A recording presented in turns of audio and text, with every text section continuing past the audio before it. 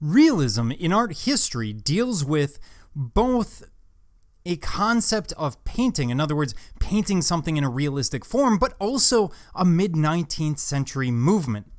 Now, realism developed in France against a backdrop of increasing emphasis on science. Basically, it rejects romanticism's exotic subject matter and emotionalism, instead trying to portray real contemporary people and situations with truth and accuracy.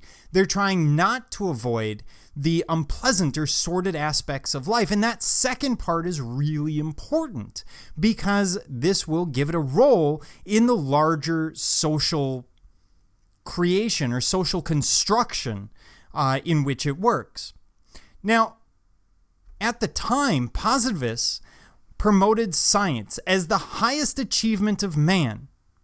Only what could be observed was real and was worthy of recording in paint. Now that's important. They're taking a scientific idea that you can only study that which can be observed. After all, we can't study with science things that we can't observe or measure in some way, shape, or form, and they're applying it to the canvas. Therefore, they disapproved of historical or fictional subjects, as they were neither real nor visible, or of the present. This is the rise of genre painting as its own form. So genre paintings, of course, we had seen The Water Carrier of Seville and some other pieces over time, but this is where genre painting really starts to take off.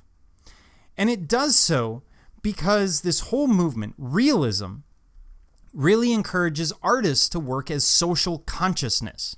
In other words, suddenly artists are going to start bringing problems to the fore and showing people the problems in society. It's something that we take for granted today. Of course, we expect Banksy, Ai Weiwei, Kehinde Wiley, other contemporary artists to sit there and show us the problems in society. It's second nature. It's something we expect. But at the time, it wasn't done. Either you're doing things for commission or you're doing things for a gallery. And generally, people will pay for pieces that give them a sense of nostalgia, that make them feel good or are simply aesthetically pleasing.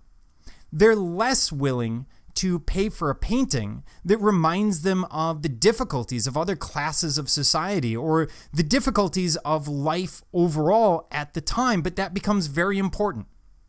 So realism is the opposite, the antithesis of romanticism. They will only depict those things that they can observe. They will not leave out any sort of detail, and they will act as social consciousness. There's always something in the background that they're trying to get across, a message that they're trying to get across. Sometimes it's more obvious than others, but it's always there.